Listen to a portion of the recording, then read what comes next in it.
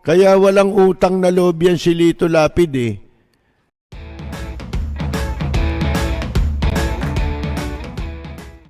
Naikwento ko sa inyo, di ba? Kaya walang utang na loob yan si Lito Lapid eh. Nung araw po, nandun ako nagbo-broadcast dun sa himpilan na ang may-ari ngayon si Kibulok na wanted ng FBI. Mga kaibigan, itong sex spiritual advisor ni Digong nyo, mga kaibigan, na si Kibuloy. Yung istasyon na yan, nandyan ako nung araw. Iba pa ang may-ari niyan nung hindi pa yan na ibebenta. Itong si Lito Lapid, governor at that time, panahon ni dating Presidente Fidel B. Ramos. Nagbo-broadcast ako dyan umaga, alas 9 o alas 7 ng umaga hanggang alas 9. Nandiyan dyan yan, sina Fernando Lapa nung araw, nung yun nasa Double B ngayon, di ba? Na napapakinggan ninyo. Mga bata pa yan, noong mga panahon na yon. Ngayon, kinausap po ako, kukwento ko ulit para dun sa mga hindi nakakaalam, upang malaman ninyo kung gaano kawalang hiya si Lito Lapid. Ngayon, kinausap po ako ni dating director, ito'y board director ng PAGCOR na si Raul Gonzales. Itong Raul Gonzales ay dating press secretary ng tatay ni Gloria Macapagal na si Diosdado Macapagal, mga kaibigan. Ngayon, nung panahon ni Mrs. Cory Aquino at ni Ramos, naging direktor dyan sa PAGCOR. Isang araw po, nakasalubong ko yan dyan sa Manila Pavilion, yung dating Manila Hilton. At binati niya ako at ang sabi niya ay, hindi ba kamag-anak mo niya si Governor Lapid? Sabi ko, medyo ho. Tapos ang sabi niya, hindi kasi ganito, maari ba akong makiusap sa iyo kung kayo nagkakausap? Sabi niya, may papakiusap sana ako sa iyo. Mabait yun si Raul Gonzales. Yung very close yun dito kay Mrs. Reyes. Ngayon, ang sabi niya, kasi may instruction sa amin si Presidente Ramos na yang si Lapid ay tulungan. Pinatutulungan itong si nakalilitong Lapid sa PAGCOR sa pamamagitan ng napondohan yung kanyang mga proyekto kung meron. Ngayon, ang sabi niya, ito niya ang numero ko, isinulat niya, binigyan niya ako ng calling card at isinulat niya ang kanyang, wala pang ganong cellphone, bago-bago pa cellphone, yung landline. Ibinigay niya sa akin, sabi niya sa akin, yung number na isinulat ko, yan ay numero ng aking kwarto. Kahit natutulog ako, ay pwede mo kong tawagan. Kung maaari, pag nakausap mo siya, ay kung pwedeng ma-schedule niya ako ng meeting para maiparating ko sa kanya ang directive ni Presidente Ramos sa amin sa PAGCOR. Okay po. Kinuha ko yung calling card. At ako ay nagpunta doon sa San Fernando, Pampanga, sa Kapitolyo. Siyempre, yung sasakyan may gasolina yan di ba? Ang layo nun First time kong bibiyahe ng malayo. Kung hindi lang importante dahil mababait sa akin yung mga opisyal ng PAGCOR na yan, kaya hindi ko pwedeng mapahindian yung pakiusap. Ngayon, ako po nagpunta ron sa San Fernando, Pampanga. At kinausap ko itong si Lito Lapid, mga kaibigan, na gobernador. Alam nyo, dun sa Kapitolyo, merong Office of the Governor. Di ba? Pag akyat nyo ng hagdanan, yung kanan, yun ang Office of the Governor. Pero hindi mo siya matatagpuan doon. Laging nagtatago yan, mga kaibigan. Saan nagtatago? Doon sa likuran. Ha? Iba ang dadaanan mo sa likuran ng Office of the Governor, merong lihim na isang malaking silid. May kama ron, may kwarto pa ron, may lutuan doon. Nakahilata lang doon lahat yung mga tauhan niyang walang ginagawa, mga kaibigan, na ang yayabang, kapareho niya rin. Nagulat ngayon siya nung ako'y dumating. Sinabi ko yung pakay ko. Kako,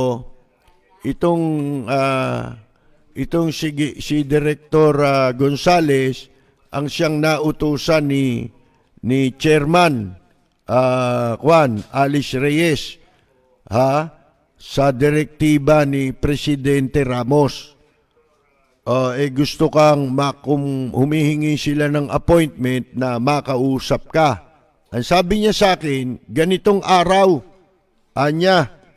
meron akong dadaluhan na pulong dyan sa Shangri-La, doon sa Mandaluyong, malapit sa Mega Mall, di ba, na may Shangri-La Hotel doon gaganapin doon parang meeting ng mga gobernador yata yan, mga kaibigan, at mayor. Di sabi niya, puntahan mo ko ron, doon sa venue ng ganitong oras, at pag nandun ka na ay samahan mo ko sa kanila. Sige. Yung araw na yon na sinasabing schedule, nagpunta ako.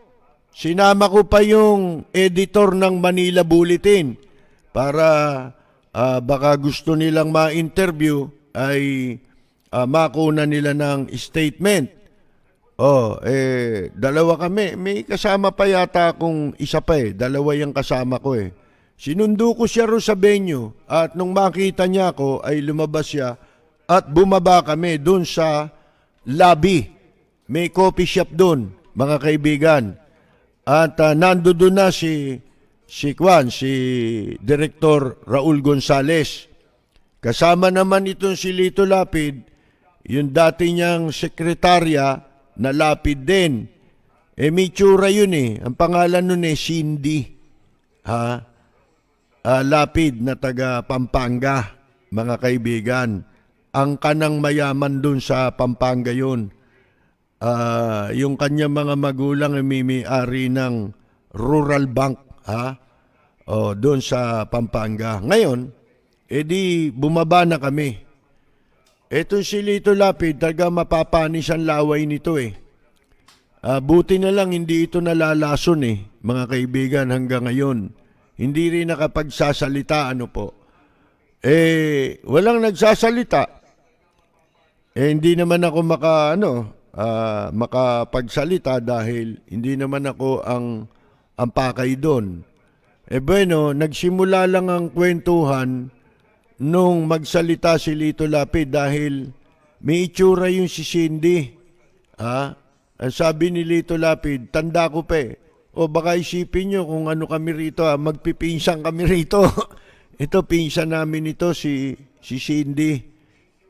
Mga kaibigan. Di ganon, hanggang sa nagkasundo, sinabi ni Raul Gonzales na inutusan kami ni Presidente para tulungan ka.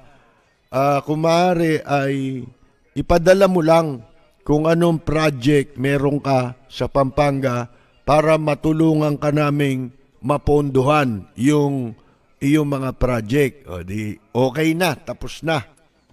Naghiwa-hiwalay na kami. Isang araw, siguro makalipas ang isang linggo o higit sa isang linggo, nagpo-programa ako doon sa istasyon na yun, magang-maga. Dumating yung isa sa kamag-anak na Lapid. Kapatid nung sekretarya, isa sa mga kapatid niya, dumating doon. At ang sabi ko, antayin mo lang ako dahil tatapusin ko lang itong programa.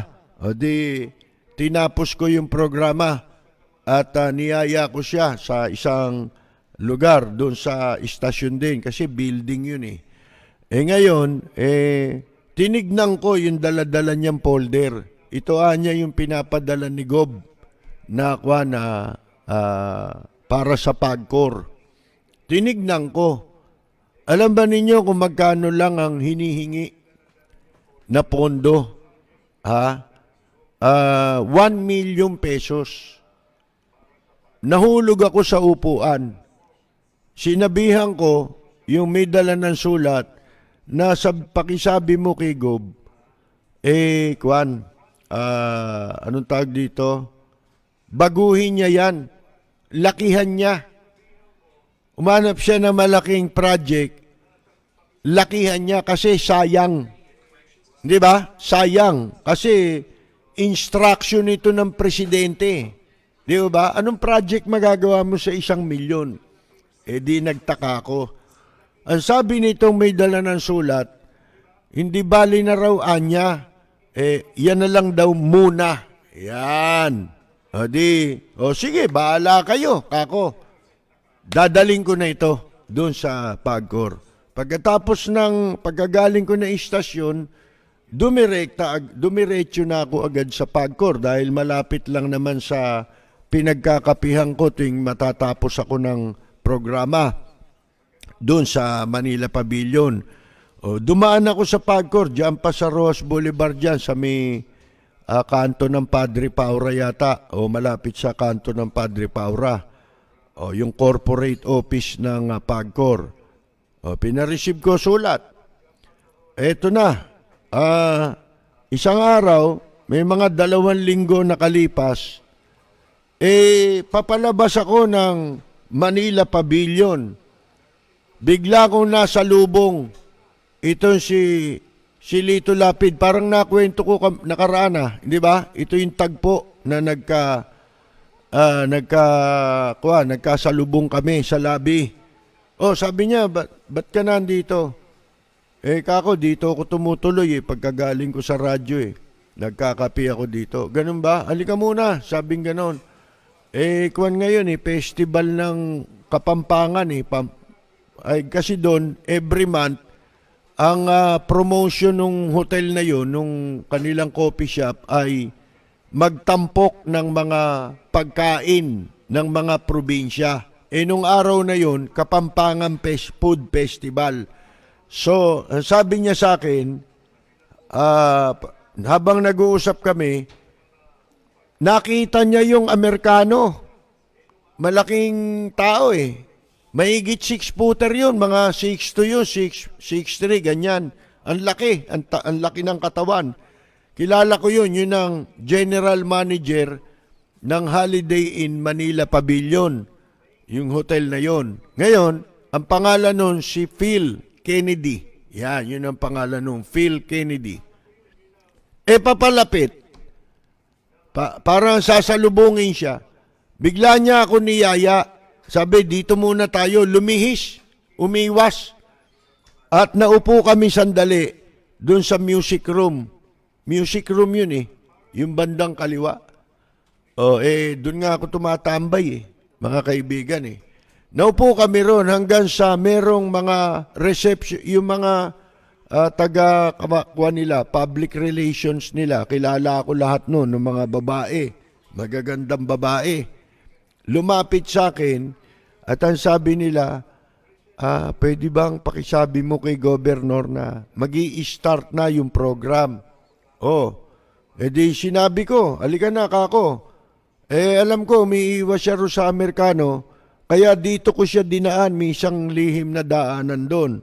Paglabas mo, nasa coffee shop ka na, hindi ka na dadaan sa lobby. Di doon kami pumasok. Sabi niya sa akin, diyan ka muna sa tapat nung inuupuan nila. May presidential table, mahaba yung mga officials, mga invited guests, doon nakaupo, mga kaibigan, naka-firing squad yung upo nila, magkakatabing ganon. Ako naman, nasa mga apatan lang na table, may kasama akong unggoy niya, di ba? Alaga niyang unggoy. Di ko naman kilala eh. Kamag-anak yata nung kapatid yata nung asawa niya yon, di ko pinapansin eh. Ngayon, di nakatingin ako dun sa dun sa kanila. At habang tumatagal yung oras, mga kaibigan, nauubos yung katabi ni Lito Lapid. Nauubos. Katabi niya pa yung si Cielo Macapagal Salgado, yung tunay na anak ni Presidente Diosdado Macapagal. Kasi nung panahon na yun, yun ang Vice Governor. Babae yun, si Cielo Macapagal. Yun ang tunay na anak ni Diosdado Macapagal. Si Gloria, anak sa ano to eh. Sa pangalawa ito eh. Ang unang asawa ni Macapagal yung kapatid ni Rogelio de la Rosa. Yun, mga kaibigan. Ngayon, habang nauubos, yung general manager na iniiwasan ni Lito Lapid na Amerikano, dahil English ang salita nun, papalapit ng palapit. Kapag ka nababakante yung upuan, habang nababakante, lumalapit yung Amerikano. Nung isa na lang ang pagitan, mga kaibigan, nung Amerikano at meron na lang isang tao rito, ang ginawa ni Lito Lapid, sinenyasan ako sa ulo. Sinenyas niya yung ulo niya, tinatawag niya ako, bigla siyang tumayo at nagpunta siya sa malayo-layo na lamesa na dalawa lang kami. Naninigarilyo yan eh. Dito muna tayo. Kunyari, nag-uusap tayo. May kunyari pa eh. Naninigarilyo, no? Mga kaibigan pag upo namin, sabi ko, teka muna, sayang ang oras natin. Nakita ko kako, nandyan si Mrs. Alice Reyes kumakain. Baka pwedeng kausapin mo na. Dahil yung request mo ay, para mapabilis. Sabi ko, nandyan dyan si Mrs. Alice Reyes. Ganun ba? O sige, tumayo kami. At nilapitan ko, may mga kasamang kumakain, mga babae rin. Na mga may edad, mga disente, hindi sila magagaslaw, talagang dinumero mga kilos, mga kaibigan, mga disenteng tao. Nilapitan ko kagad, kasunod ko siya, nasa likuran ko siya. Binulungan ko si Mrs. Alice Reyes. Sabi ko, ma'am, magandang tanghali po. Tumingin sa akin, good afternoon. Sabi ganun sa akin, kako, ito po si Governor Lapid, meron sanang ipapalo up sa inyo. Tumayo ngayon si Mrs. Alice Reyes at nakipagkamay. Ito naman si Panislaway Lito Lapid, ikinuha ko ng upuan para kumasya siya, makatabi niya si Mrs. Alice Reyes at masabi niya yung dapat niyang sabihin. At ako naman parang nakatalungkuro sa gitna sa pagitan nila, mga kaibigan. Ang ginawa, pag-upo, mag-iisang minuto na wala pang lumalabas na salita sa bunganga ni Lito Lapid, mga kaibigan. Kaya ang ginawa ko, ako na ang nagsalita. Sabi ko, ma'am, si Governor Lapid po ay mayroong request sa inyo. Nandoon na po sa opisina ninyo, mga 2 linggo na po Sabi kong ganon. Ganun ba? Sabi niya, ako na ang bahala. Pagkatapos nun, wala pa rin salita si Lito Lapid. Kaya ako na naman na nagsalita. Sabi ko, sige po ma'am, maraming salamat po sa inyo. Tara na, Gob. Niyaya ko na siya pabalik doon. Madalit sabi, natapos yung araw na yon. Lumipas ang siguro mga 2 days. 2 days. Nakaupo ako doon sa music room. bigla na lang merong nag-page. Pinepage ako eh. Mr. Percy Lapid. May tawag daw ako sa telepono. E di, tumayo ako, hinahanap ko yung telepono at sinagot ko. Ang kausap, ang tumatawag yung isang abogado sa PAGCOR. Si Attorney Chot. Yun ang pangalan nun Chot. Ang first name attorney yun. E di, kinausap ako, sabi niya, Mr. Lapid, yung pong cheque ni Governor ay nandito na ho. Pwede ho ba kunin nyo na? Sige po. Parang napahiya sila kasi inutusan sila ni Alice Reyes, di ba? Inaprubahan kaagad. Bagay ang nag-a-approve ng board. Pero approve na yun. Kasi approve without thinking dahil yun ay directive yun ni Presidente Ramos. Kasi bakit ho pinatutulungan yan? Alam nyo si Ramos kahit gano'n, hindi ho bengador. Alam nyo kung bakit? Kasi yan si Lito Lapid, erap yan muna Nag-erap yan Di ba? Erap yan nung kalaban ni FBR. Di ba? Erap yan. Kung matatandaan nyo, meron pang pagkakataon, tinabig ni, ni Presidente Ramos doon sa Mega Dike. Alam nyo, kung mambola si Lito Lapid, magmamano, di ba? Magmamano. Tinabig yan ni Presidente Ramos, napanood sa television yan. Ito naman si Presidente Ramos, siguro na konsensya. Hindi ko naman kalaban ito.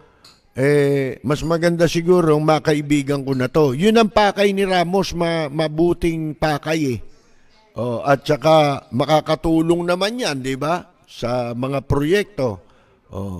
Ngayon, eto nga ho, yun na, tinawag ako ng PAGCOR. Pumunta ako ngayon dun sa corporate office. Pagdating ko po doon, kausap ko yung si Attorney Chot, At pinaghintay ako, sabi niya, sandali lang ho at ako na maglalakad noon, cheque. Abay, akalain niyo siguro magdadalawang oras ako nakaupo ron. Tapos dumating yung attorney. Sabi niya, naku Mr. Lapid, pasensya na ho kayo. Yung palahon cheque, ipinorward doon sa Angeles branch ng PAGCOR. May casino ron di ba? Doon ho na i-forward. Ganun ho ba? Di sige ho. Kaya nung kinabukasan, pagkagaling ko ng istasyon, sumugod na ako sa San Fernando, Pampanga, sa Kapitolyo. Para sabihin ko na yung cheque nando doon na sa Angeles branch. Kasi hindi pa uso mga telepono nun ngayon, yung cellphone. Ngayon di pumunta ako ron. Sabi niya, ba't ka na pa rito? Kako yung palang cheque mo, yung pinalakad mo sa akin, nandiyan na pala sa sa Angeles. Naku, sabi niya, pasensya ka na. Nasunog na Ano? Sa loob-loob ko, anong nasunog? Pera ng gobyerno yan, sinunog mo. Sa loob-loob ko. Hindi ba? Pero ako, nag-aantay ng kahit konti, matapunan ako dahil nagpagod ako Di ba? Naggasolina po ako Sana man lang, yung pinanggasolina ko, ibinalik niya. Di ba? Ito yung pinanggasolina mo. Walang hiya manhid mga kaibigan hindi ako nagsalita at ako'y lumayas na. Inilista ko na lang sa tubig, mga kaibigan. Sa madalit sabi, kayo na magsabi kung walang hiya yan o hindi walang hiya. Di ba? Hindi na ako hahatol dyan. Mabali-balitaan ko. Sipin mo, bakit mo sasabihin sa akin sinunog mo yung pera? Nag-isip ako Anong sunog ang ibig sabihin nito? Winaldas mo yung pera? Ipinresinta nyo yung nakuha na project. Yung pala, foundation nga pala yung pinagpasukan ng pera. Kaya nakawin man niya, mga kaibigan, hindi na maa-account. Yon ang nangyari po, mga kaibigan. Madalit sabi, kinalimutan ko na lang yon. Di ho ba? Ngayon, lumipas ang mga panahon, naging senador si Lito Lapid. Nananahimik po ako noon Malayo ang tinitirang ko diyan sa Cavite. Ako'y nag-self-exile sa Cavite kasama pamilya ko dahil wala akong hanap buhay dito sa Maynila. So, ginawa ko po, doon ako. Ngayon, isang araw, lumuwas ako ng Maynila, nakausap ko yung kapatid ko. Sabi niya, nagkasalubong sila ni Lito Lapid sa opisina nila. Doon sa opisina ang pinapasukan ng kapatid ko. Nung masalubong siya, ang tinanong kagad ay ako. Ayan. Sabi, si Persia niya. Yun, walang trabaho. Doon nakatira sa Kwan. Ganun ba? Pakisabi mo lang na pumunta sa akin. Di nakarating sa akin yung balita. Ang ginawa ko, namalansya ako ng damit. Na barong pa nga barong. Pinalansya ko yung barong ko dahil pupunta ako sa Kwan ano tawag mo rito? Sa Senado. Nainip na raw yung ibang listener Hindi bale, mga kaibigan, sa ibang panahon ko nakukwento kung gaano kawalang yayan sige po. Yun na lang muna. Itong si Mrs. Alice Reyes ay napakabait na tao kaya ako po ay isa sa nalulungkot. Marami namang dating official dyan sa PAGCOR hanggang ngayon buhay pa yata Kumusta na kaya yung walang yang si Linus?